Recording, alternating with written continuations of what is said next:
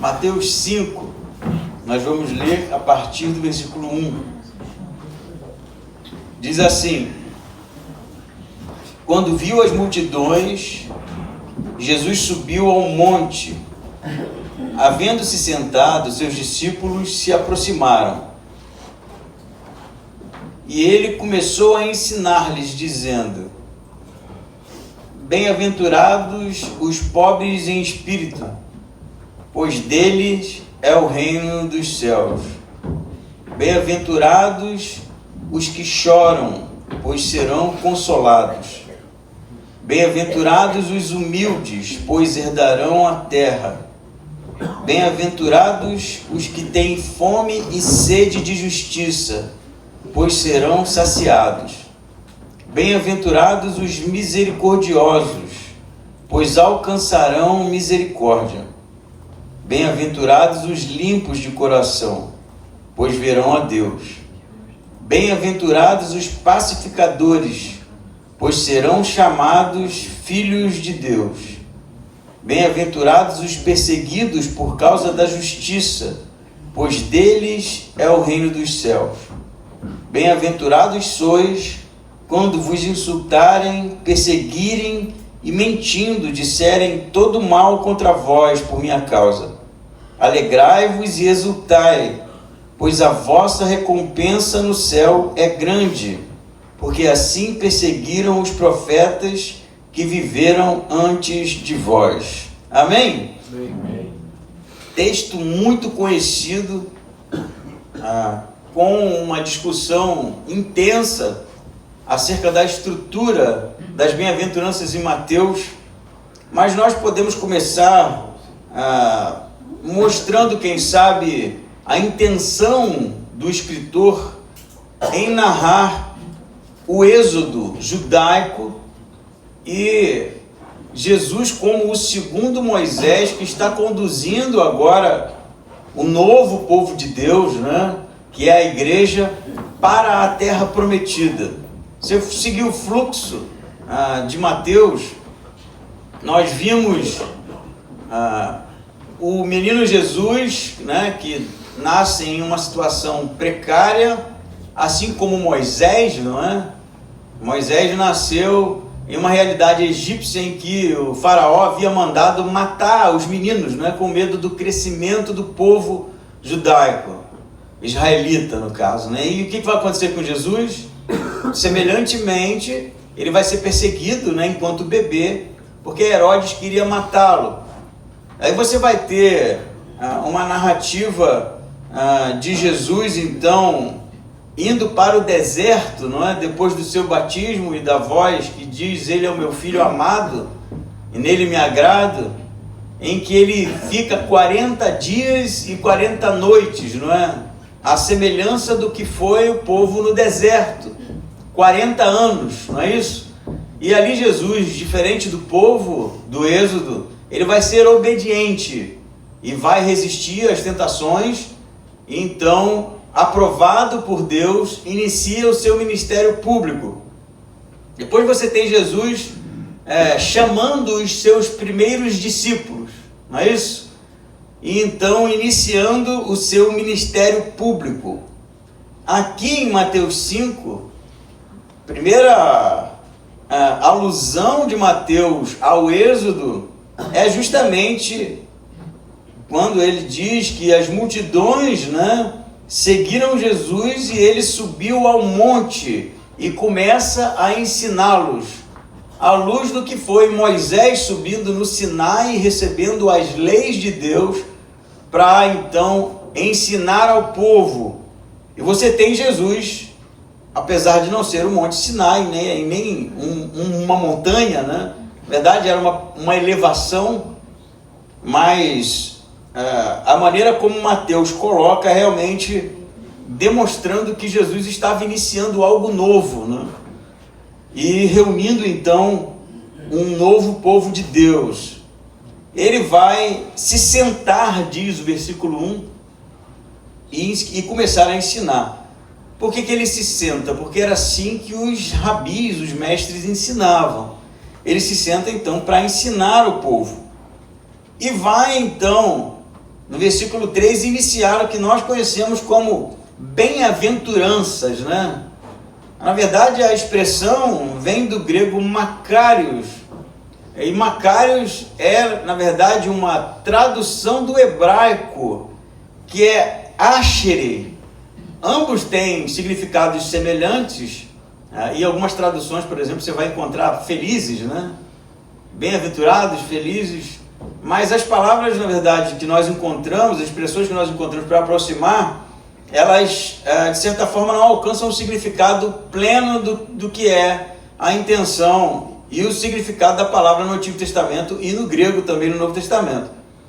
O makarios aqui, ele é não simplesmente feliz é a pessoa, ou bem-aventurado é a pessoa, mas aos olhos de Deus, essa pessoa encontra alegria em Deus. A ideia do makarios, ela tem um significado de estar feliz, pleno, completo, porque Deus está feliz com aquele tipo de comportamento. Então não é só feliz é aquele como se fosse uma espécie de código ético, né? Mas ela tem essas nuances, né? A pessoa está plena, está feliz, é bem-aventurada porque Deus assim o vê. E ela encontra em Deus e na aprovação de Deus a sua alegria. Então, ele vai iniciar a sua lista de bem-aventuranças um pouco diferente de Lucas. Lucas, na verdade, ele coloca 4 bem-aventuranças e 4 ais, né, que são advertências. Então há os escritores que dizem, teólogos que dizem que Mateus reuniu, né, uma série de ensinamentos de Jesus em uma lista, né, que é a que a gente leu, para organizar. E o ensinamento não termina aqui, ele continua, né? Nós lemos só as bem-aventuranças, mas você vai perceber que o sal da terra e a luz do mundo está conectado diretamente com a lista das bem-aventuranças que nós lemos.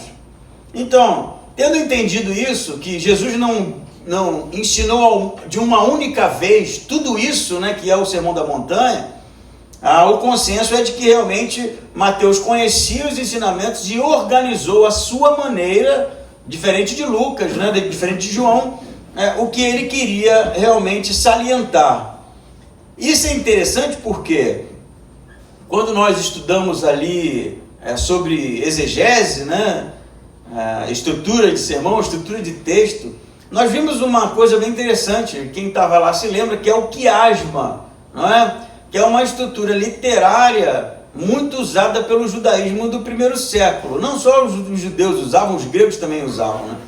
E a estrutura quiasmática, ela é uma estrutura, não tem nada de mistério aqui, tá? E nem nada de transcendente, era uma maneira judaica de escrever, e que no português às vezes fica difícil você detectar, né? Porque era escrito em grego ou em hebraico, e era muito mais fácil de fazer, com que aquilo soasse perceptível para os leitores, né? E o quiasma é uma estrutura em que você vai ter a primeira frase que se conecta com a última, e a segunda com a penúltima, até chegar no centro do quiasma, que é a chave para a compreensão daquilo que o autor está querendo dizer. Acho que vocês entenderam, né? Vamos supor que o texto tenha 7 frases. A primeira e a última se complementam. A segunda e a penúltima se complementam. A terceira e a antepenúltima, né, se complementa. E a que está no meio, ela é a chave para a compreensão do quiasma. Não que se você não entender isso, você não vai entender o texto, mas é que vai, na verdade, fazer muito mais significado para você, uma vez que você entende a estrutura que está sendo usada ali.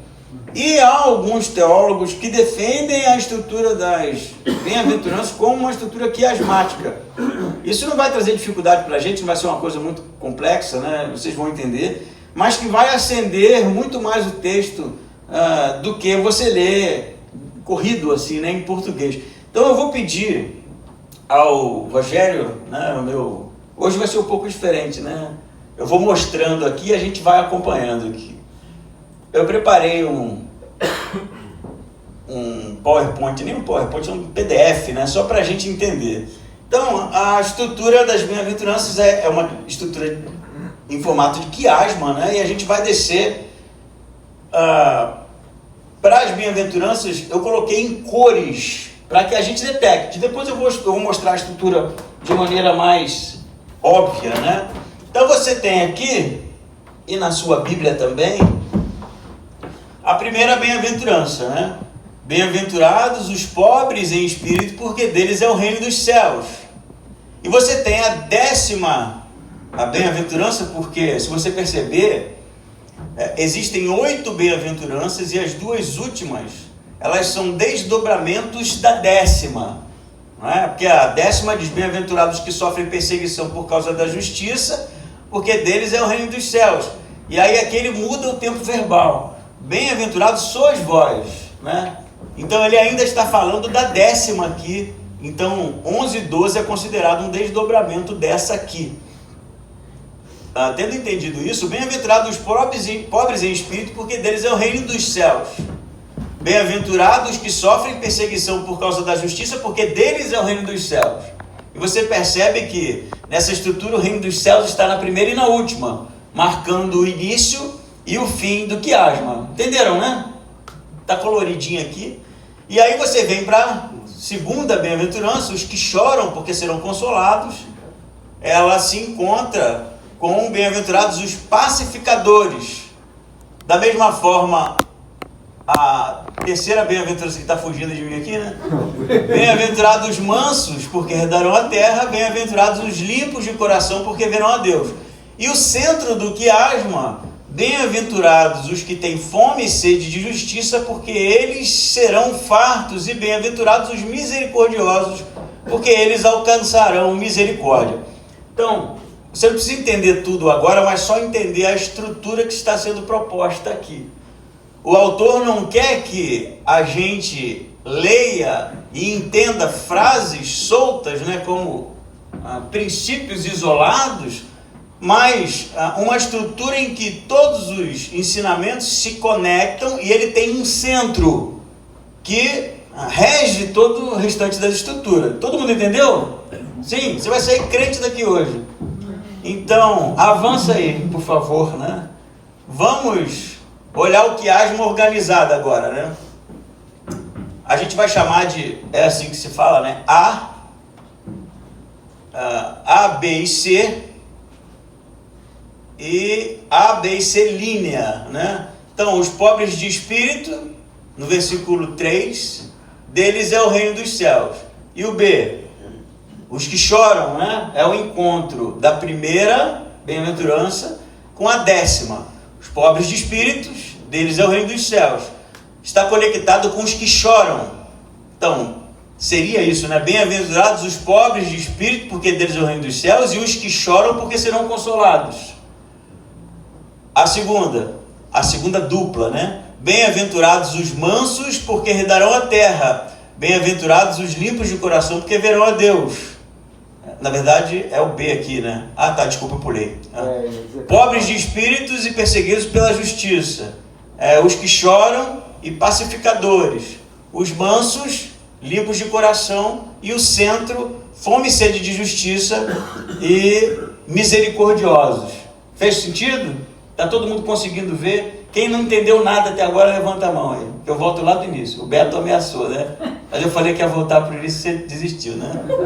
Então, as duplas estão feitas, né? A linha, que é o versículo 3, versículo 10, ou melhor, bem-aventurança 1 e bem-aventurança 10ª, né?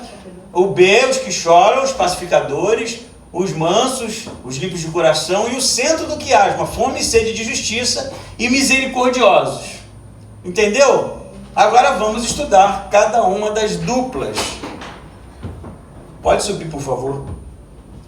Não, subir. Aí é. Então a primeira dupla de bem-aventurança, olha aí na sua Bíblia também para acompanhar. Bem-aventurados ou felizes, né? Ou macários, os pobres em espírito, porque deles é o reino dos céus. O que é pobres de espírito, né? A gente, na verdade, em português, tem dificuldade, porque pobre em espírito parece uma pessoa ruim, né? Uma pessoa que tem um espírito ruim. Mas, na verdade, o significado da expressão pobre de espírito é uma pessoa que sabe da sua condição de pobreza. Ela sabe que ela não tem o que oferecer, que ela depende. A ideia é essa. Então, o pobre de espírito no Macários, a primeira bem-aventurança aqui, o primeiro Macários, é bem-aventurado aquele que não vê em si nenhum tipo de dignidade no que tange a salvação, no que tange as bênçãos de Deus. Como a oração, né, que ora dizendo: Senhor, eu não tenho nada para te oferecer, eu não sou ninguém, eu careço das tuas misericórdias, né? Olha que interessante. Bem-aventurados esses que sabem que não tem nada para oferecer para Deus, que sabem que carecem da misericórdia de Deus. Diferente, né, do cenário religioso em que Jesus estava inserido, em que os religiosos se gabavam, né, de serem pessoas que praticavam o bem, de serem pessoas espirituais, de serem pessoas que tinham a atenção de Deus através de sua vida e suas obras. Jesus está falando o contrário, na contramão do que se achava naquele tempo. Para Jesus, Deus vê com bons olhos, e esse é feliz quando ele percebe a sua nudez diante de Deus, o seu vazio diante de Deus, e depende da misericórdia e da graça de Deus. Amém? Amém. Isso é evangelho limpo, né? E aí o que tem a ver com a estrutura quiasmática? A segunda bem-aventurança para fazer o par: bem-aventurados os que sofrem perseguição por causa da justiça. E isso é interessante porque a perseguição, ela é algo que vai acontecer sobre os apóstolos, sobre a igreja posterior, não é? Por causa justamente do ensino que Jesus passou para aqueles homens, por causa do estilo de vida que eles viviam, e principalmente porque eles insistiam que Jesus havia ressuscitado dentre os mortos, correto? Sim. Então, esse era o tipo de conduta que levava os crentes em Jesus, que levava a igreja primitiva a ser perseguido. Então, o que Jesus está falando é que bem-aventurados aqueles que sofrem perseguição porque são fiéis. E a justiça tem a ver com o plano salvador de Deus, com a vontade de Deus manifesta através da vida de Jesus, e manifesta entre os homens, né? Não está falando de justiça humana nem nada do tipo, né? E a gente vai entender isso porque esse é o centro do quiasma. Então, se você juntar as duas, vai fazer todo sentido, porque isso a gente já conversou algumas vezes, né? E isso é completamente escatológico também, né? E depois a gente vai trazer a alusão de Mateus a Isaías, que tem conexão com esse texto. Bem-aventurados aqueles que sabem que não tem nada para oferecer, aqueles que sabem que não são nada e que dependem única e exclusivamente da misericórdia de Deus. Esses serão perseguidos, mas esses serão fiéis. Olha isso. Quem é que vai ser perseguido pela justiça? Ou melhor, pelos homens, né? Porque são justos. São aqueles que forem fiéis, né? Porque se não for fiel, por que vai ser perseguido? Que justiça que é essa? Que no final da história gera perseguição. Mas ao mesmo tempo serão perseguidos aqueles que sabem que não têm condições de serem fiéis. Serão perseguidos aqueles que sabem que não tem nada de bom para oferecer e que dependem única e exclusivamente da misericórdia e da graça de Deus. Esses sim irão até o fim. E Jesus está falando da perseguição, que vai ser o centro da nossa discussão aqui, porque isso iria acontecer. Porque isso realmente seria algo marcante na história da igreja. Portanto, assim, para fins de esclarecimento, quem somos nós? Deveríamos ser pessoas, né, transformadas pelo Espírito Santo, cheios de Deus, crentes em Jesus, crentes na ressurreição, mas crentes também, cientes também de que nós não somos nada, de que nós não temos nada que faça com que a gente possa merecer qualquer tipo de atenção de Deus. que faz com que a gente realmente dependa única e exclusivamente de Deus, porque Ele decidiu nos salvar, porque Ele é misericordioso. E é justamente esses que sabem da sua condição de pecador, que sabem da sua condição de homens falhos, que sabem das suas condições realmente de pessoas que não podem se gabar, né, da sua espiritualidade, que serão perseguidos porque serão fiéis até o fim. Então, a fidelidade ao Evangelho, a fidelidade a Cristo, a fidelidade àquilo que Deus revelou, está completamente conectado com a nossa consciência de quem somos. Quanto mais arrotarmos espiritualidade, mais infiéis nós somos. Entende? Porque aquele que arrota a espiritualidade, permita-me essa expressão, é justamente aquele que não entendeu o motivo de Jesus ter ido para a cruz. É aquele que ainda não entendeu que as suas transgressões é que estava sobre ele. É aquele que ainda não entendeu que não tem condição nenhuma de salvar-se a si mesmo. E a salvação é um ato fruto de uma decisão do amor de Deus, enviando seu Filho para morrer por nós. Por isso Deus olha lá do céu, né, e diz: bem-aventurado aquele que sabe que é somente por causa da minha misericórdia que ele foi salvo. Esses serão perseguidos, né? Serão perseguidos pelo mundo, serão perseguidos pelo mal, pela força opositora, porque dependem de Deus. E quanto mais dependermos de Deus, mais Ele nos sustenta. Amém? Amém. Lindo, não é? É diferente de ler um texto isolado, uma frase isolada e sair, ai que coisa chata, bem-aventurado, bem-aventurado. Isso aqui, gente, é algo maravilhoso, porque descreve a persona de Cristo.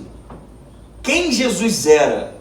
Descreve a pessoa de Cristo. Aí você fala, Jesus não tinha nada para oferecer para Deus, que história é essa? Jesus, quando está no Getsemane, próximo da sua crucificação, o que ele diz? Se possível, a gente tem uma dificuldade com isso danada, né? No estudo, nos grupos, a gente sempre tem discussões sobre por que Jesus disse: Pai, se possível, afaste de mim esse cálice. Porque ele viu o sofrimento e temeu. E temeu. Como qualquer um. E ele precisava viver essa experiência como homem. E não como um Deus superpoderoso que passa pela cruz de lambuja, né? Sofrendo como homem. Mas a frase de Jesus termina como? Mas que se faça a tua e não a minha. Bem-aventurados os pobres ou os humildes em espírito, porque desses é o reino dos céus. Bem-aventurados que sofrem a perseguição porque são fiéis por causa da justiça, porque desses é o reino dos céus. Jesus está dando início a algo novo, a recriação de Deus, ao reino de Deus chegado à terra, em que os valores são invertidos. O reino de Deus não pertence aos fortes, o reino de Deus pertence aos fracos, aos pequeninos, né? Como ele assim o chama. Vamos avançar para a segunda dupla de bem-aventuranças. Bem-aventurados os que choram, porque eles serão consolados. E aí, né, a gente vai ler e vai pensar logo na pessoa que está sofrendo, né, perdeu alguém, ou passou por um tipo de tristeza, e aí por isso está sofrendo. Esse vai ser consolado. Mas no final da história, a ideia aqui não é essa. Se você olhar a progressão, né, bem-aventurados os pobres, né, os humildes de espírito, isso aqui é lindo, gente. Esses que são humildes de espírito, que sabem que eles não trazem valor intrínseco, né, à sua pessoa a ponto de merecer alguma coisa de Deus, esses choram porque eles, quando olham para a condição do homem, para o que se tornou a criação de Deus, eles sofrem por isso. Não é chorar porque aconteceu alguma coisa comigo, é simplesmente se importar com o que aconteceu com a gente. Esses que choram, que olham para o mal, para o pecado, para um mundo decaído e sofrem, eles se identificam com Deus. que também sofre a ponto de enviar o Filho na cruz. É óbvio que Deus sofre, Deus não está alheio, né, o que está acontecendo com a humanidade, o que aconteceu com uma criação decaída, né? Deus sofre na cruz, inclusive, sofre tomando chicotada, né? Sofre por nós. Então os que choram, que são esses humildes, né? Que são esses que sabem da sua condição de pecador, eles sabem que só foram alcançados por causa da misericórdia de Deus, e da mesma forma eles olham para a criação, olham para aqueles que ainda não foram alcançados e sofrem, e choram. Esses, o que é que vai dizer o texto? Serão consolados. Isso é top demais. Eu já poderia fechar aqui, né? Mas vamos avançar. Ao mesmo tempo, os pacificadores, né? E pacificadores, em português fica tudo muito assim, aquele que não quer entrar em guerra, né? Tem gente, inclusive, que define essa bem-aventurança como uma proibição para lutar qualquer tipo de guerra que possa estar acontecendo, né? Mas a ideia aqui no texto, os pacificadores são aqueles que buscam reconciliação. São os reconciliadores. Então, se você juntar as duas, os que choram porque eles se identificam com Deus e veem a criação decaída, né, e por isso sofrem com Deus, o que eles fazem? Eles buscam a reconciliação. Como é que se busca a reconciliação, gente? Pregando o Evangelho, é se importando com o sofrimento da humanidade. Não é simplesmente chegar a uma conclusão que eu fui alcançado por Deus e amém, né? E agora está tudo certo, e agora está tudo bem. Mas na verdade, quando nós somos alcançados pelo Evangelho, recebemos o Espírito Santo, nos tornamos cada vez mais semelhantes ao seu Filho. E isso gera, na pessoa que foi transformada, um sentimento de sofrimento, porque as pessoas estão se perdendo, porque a criação está realmente tomada pelo mal, pelo sofrimento, e eles choram. Cara, e assim, eu vou dizer para você, estudando esse texto, como eu estou distante disso aqui, tá? Porque a gente muitas vezes fica até feliz quando pessoas que defendem coisas que a gente não defende, ou que são, de certa forma, pessoas belicosas, ou pessoas más, quando elas se arrebentam, a gente fica até feliz, sabe? Solta até fogos. Mas no final da história, esses que são pessoas que serão consoladas por Deus são pacificadores, são pessoas que buscam a reconciliação, são pessoas que choram por causa da criação decaída, que choram porque o outro está perdido e que buscam através da pregação do Evangelho, através do Evangelho, da reconciliação de Deus, a transformação das pessoas. E aí pensa, né? Tudo isso que a gente fala sempre aplica à pessoa de Cristo. Jesus era um pacificador? O que ele falou na cruz para os seus algozes? Pai, perdoai-os, porque eles não sabem o que fazem. É o que eu e você teria dito? Não, não é?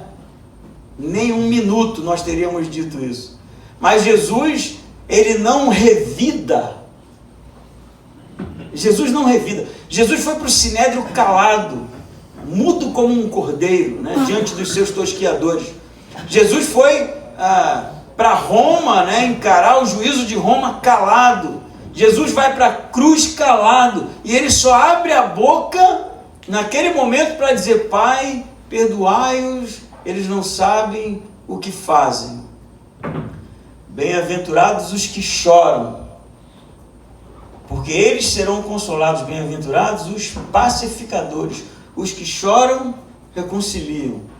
E aí eu me lembro também de Jesus diante do túmulo, né, de Lázaro. É isso? Passagem belíssima. Jesus já sabia que Lázaro ia morrer, né? E na verdade ele diz isso antes. Lázaro morreu, ele diz. Então ele sabia que Lázaro tinha morrido. Da mesma forma como ele sabia que ele iria para lá ressuscitar Lázaro. Mas o que acontece no meio do percurso? Ele chora. Por que ele chora? Se ele iria ressuscitar, se ele já sabia da morte. Porque ele sofre com o mal que nós um dia decidimos seguir. E por causa desse sofrimento de Jesus, por se identificar realmente com a pessoa de Deus, pois Ele é Deus, Ele busca a reconciliação. Gente, isso aqui é um desafio, assim, de um nível muito grande. Porque eu sei que nós, naturalmente, não somos assim, né? Eu não vou aqui pregar um legalismo, né? Dizer que a partir de hoje, se você não for assim, você não vai entrar no céu. Isso aqui é a transformação que o Espírito Santo vai gerando naquele que realmente entendeu o senhorio de Cristo na vida dele. É essa transformação que se dá. Pode ser que ela só se complete na consumação, quando Jesus voltar. Mas é um trabalho realmente fruto do Espírito Santo na nossa vida. Não é algo inalcançável. É algo que Deus deseja fazer na gente. É algo que Deus deseja trabalhar na gente. Então, risque isso na sua Bíblia. Decore essas passagens, porque isso aqui é extremamente importante e espiritual. São, desculpe a expressão, mas leis espirituais que não podem ser esquecidas, tá? E não pense você, como já falei algumas vezes, que esse tipo de coisa acontece somente no âmbito do transcendente, né? O Espírito Santo vai mudando a gente sem a gente perceber. Não, o Espírito Santo fala e a gente decide, tá? É a gente que decide. A decisão é nossa. E a transformação se dá à medida em que nós vamos dando espaço, lugar para a transformação que Deus quer fazer na gente. Amém? Amém. Bem-aventurados os que choram, porque eles serão consolados. Bem-aventurados os pacificadores, porque eles serão chamados filhos de Deus. Entenda isso, gente. Quem são os filhos de Deus? Os pacificadores, os que buscam a reconciliação. Vamos avançar? Está ficando bom, né? Então vamos lá para o quinto par. Bem-aventurados os mansos, porque eles herdarão a terra. Isso é interessante porque o manso não é o humilde. Manso não é humilde. Humildade tem a ver com o reconhecimento da sua condição. Mansidão é você saber que está certo, saber que o outro é errado, que você tem condição de subjugar o outro, mas você confia na justiça de Deus e não faz. Vou dizer de novo, mansidão é você saber que você está certo, saber que o outro está errado, saber que você tem condição de subjugar o outro, seja através da força, seja através do intelecto, seja através do seu argumento, seja através do que você quiser, mas você simplesmente não faz, porque você confia na justiça e no juízo que Deus fará. Isso é ser manso. Ser manso não é dizer que está todo mundo certo e que você não sabe de nada, essa falsa humildade que a gente, eu não sou ninguém, né? Já que você está... Não é isso. Ser manso é Jesus diante dos seus tosqueadores. Ele tinha o poder de acabar com aquilo em qualquer momento. Ele tinha o poder de destruir, né?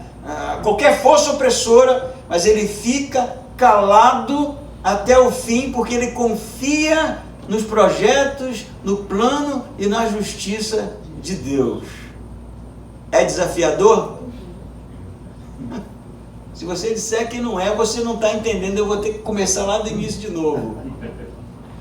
Já experimentou essa situação? Você olha, você lê, você ouve e você diz, cara, sem condições, vou acabar com esse cara agora.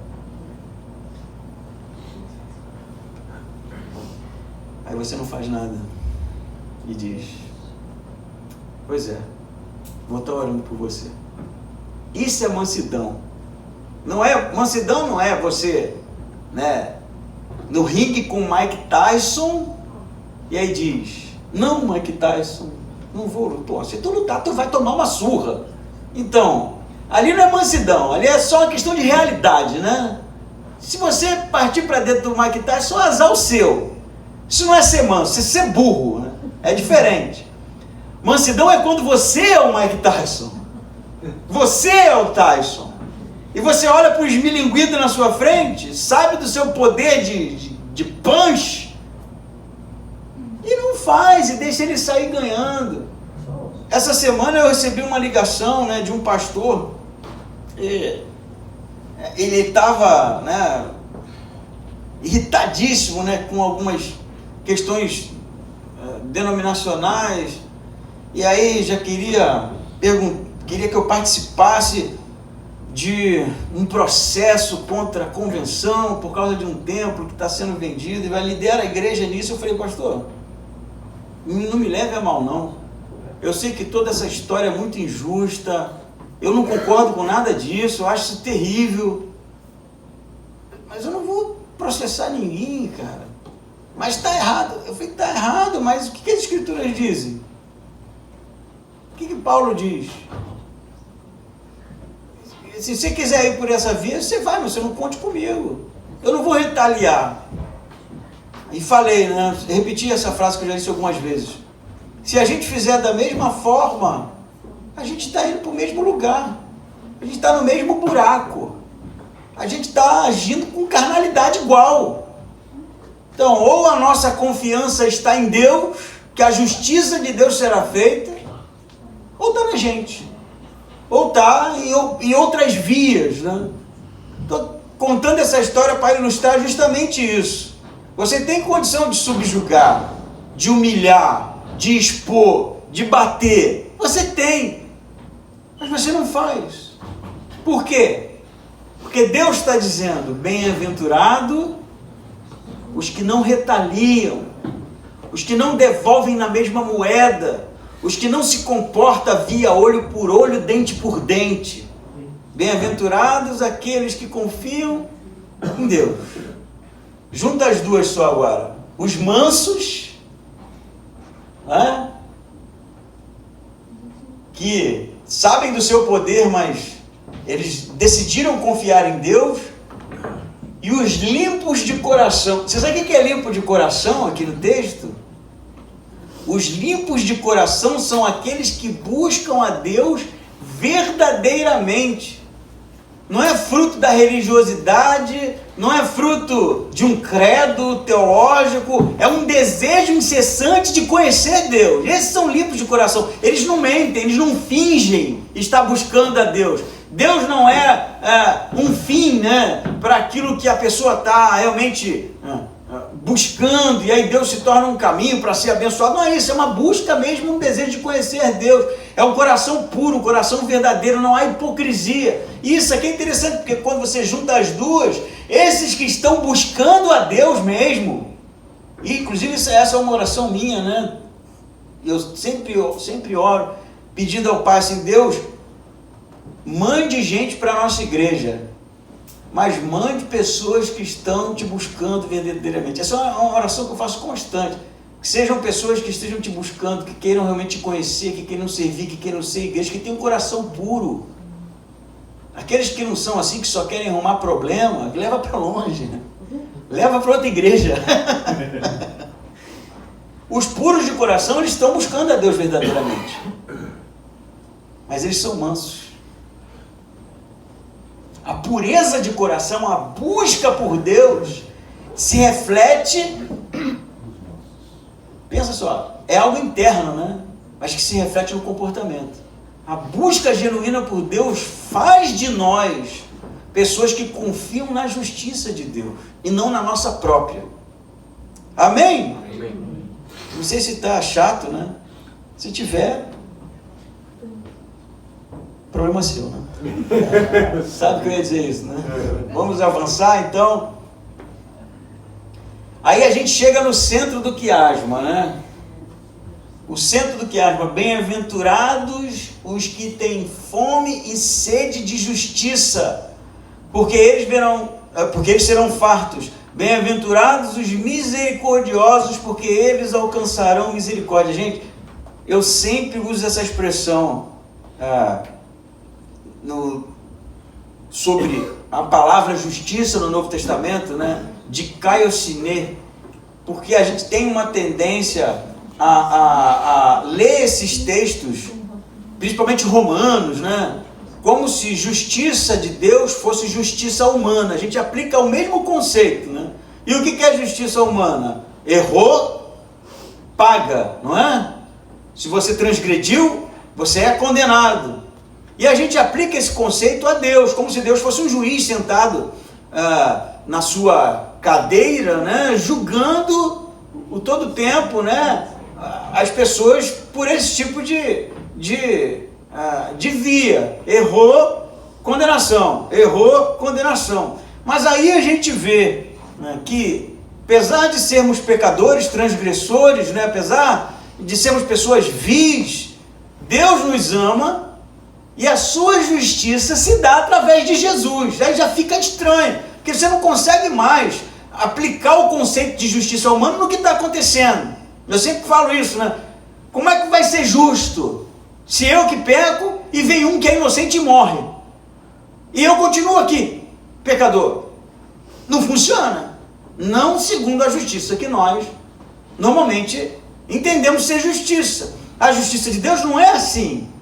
A justiça de Deus é diferente. Ela olha para o pecador, sabe que ele merece condenação, mas o que ele faz? Ele envia o filho para morrer no lugar. Por quê? Porque ele quer matar o filho? Não, porque ele quer salvar o transgressor. Então é uma justiça tendenciosa, que tende à salvação. Entende isso? Que tende à reconciliação. E a justiça dos homens não pode ser assim. Como é que a justiça, né, vai tender a alguma coisa? Ela precisa ser imparcial no seu julgamento, né? Ela julga evidências e fatos e pronto. É normalmente assim que se dá. Inclusive tem uns vídeos, né, bem interessantes de um juiz, não sei se você já viu isso, André, que mexe com gente condenada o tempo inteiro, né? Apesar de não. Um juiz americano, um velhinho, que ele sempre pede a pessoa para contar a história dela. Já viram assim?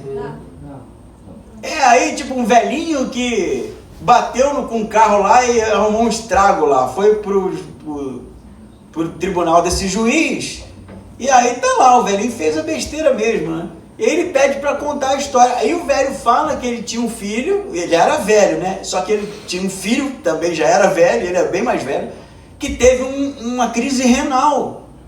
E não tinha quem pudesse levar o filho para o hospital. E ele, mesmo sem poder dirigir, pega o carro e bate. Assim, não terminou bem, né? Então, a justiça avaliaria isso. O cara transgrediu, dirigiu, não podia dirigir, bateu, tá, né? Tá no erro. Mas aí esse juiz leva em consideração toda a história e aí começa a elogiar o velhinho.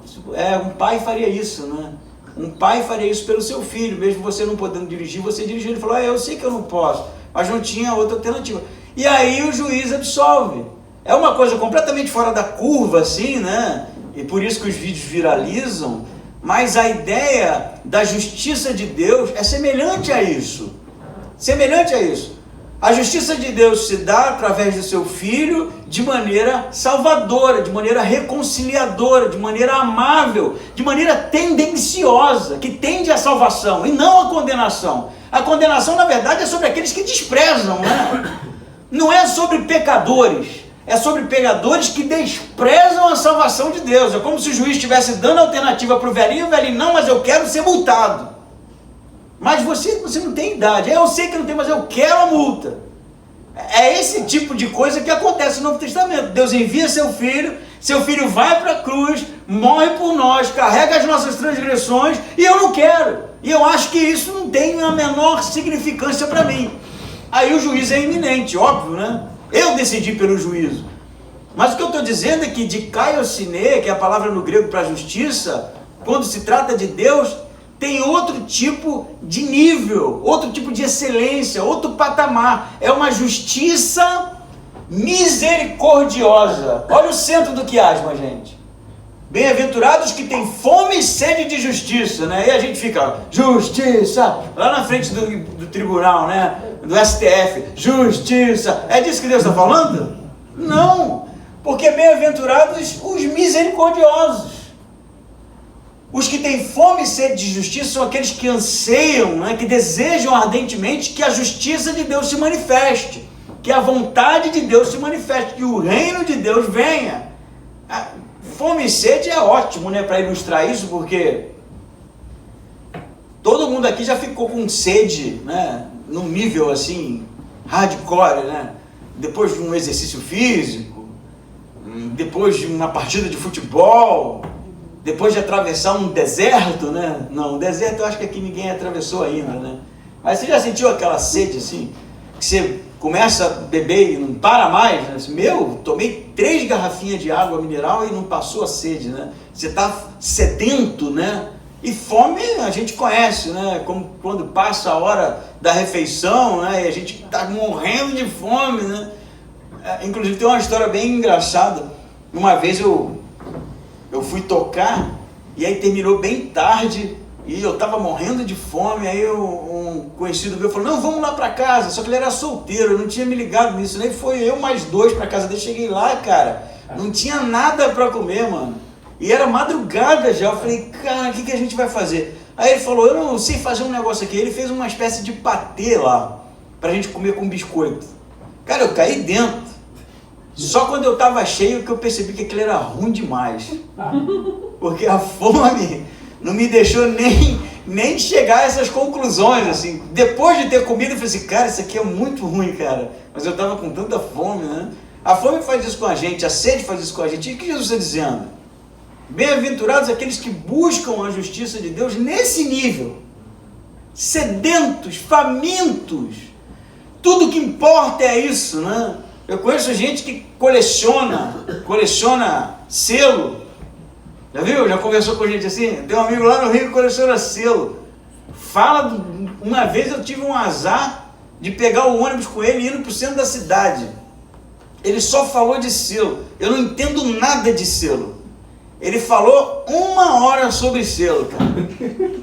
Mas tem um que tem não sei o que foram feitas só tantas unidades. Eu pensando: Jesus do céu. Eu ainda tentava mudar de assunto. Não, mas tu viu o Flamengo? Ele mas aí tem um selo do Flamengo.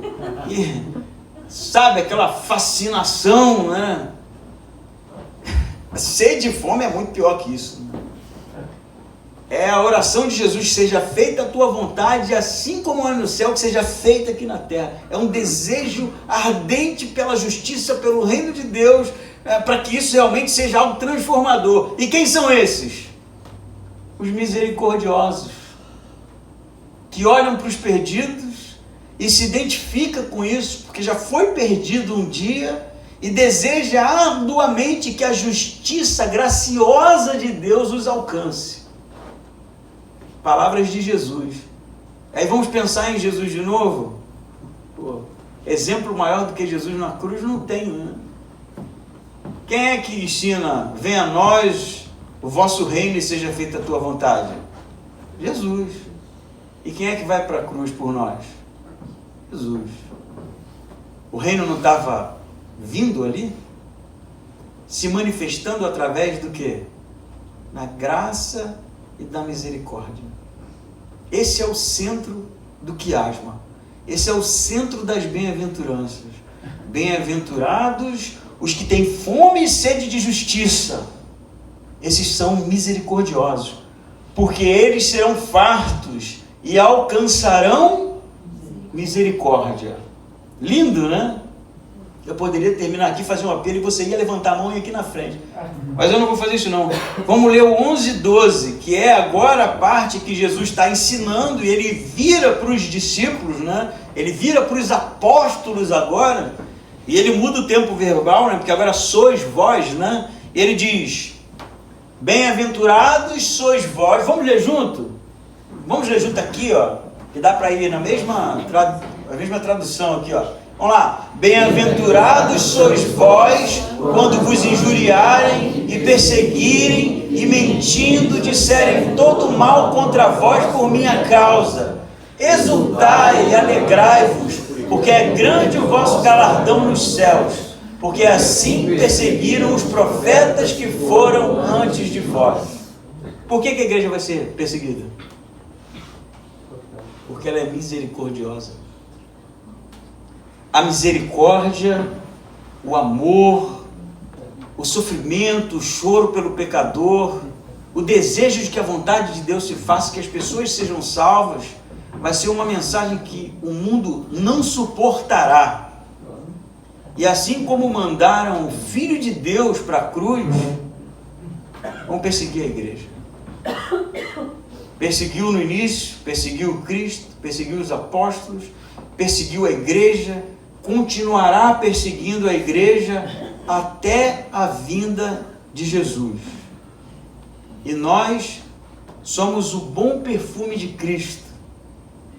Somos aqueles realmente chamados para refletirmos a imagem e semelhança do Filho de Deus. Eu falei para você que Mateus, ele organiza as bem-aventuranças em formato de quiasma e se embasa, não ele, mas Jesus, né, em Isaías capítulo 61, versículo de 1 a 3. Não está ali não, mas eu vou ler para você aqui. Todas as bem-aventuranças, toda a estrutura está em Isaías, que diz assim: o Espírito do Senhor Deus está sobre mim. Isso é Jesus. Jesus, na verdade, aplica essa profecia a si mesmo, né? Porque o Senhor me ungiu para pregar boas novas aos oprimidos. Enviou-me a restaurar os de coração abatido e proclamar liberdade aos cativos e pôr os presos em liberdade, a proclamar o ano aceitável do Senhor e o dia da vingança do nosso Deus, a consolar todos os tristes, a ordenar que se dê uma coroa em vez de cinzas, óleo de alegria em vez de pranto, vestes de louvor em vez de espírito angustiado aos que choram em Sião. Vamos ler junto o final? A fim de que se chamem carvalho de justiça, plantação do Senhor, para que ele seja glorificado. Deus nos chama de carvalhos de justiça. Carvalhos porque carvalho é uma árvore forte, frutífera e que manifesta a justiça misericordiosa e graciosa de Deus. Amém? Amém.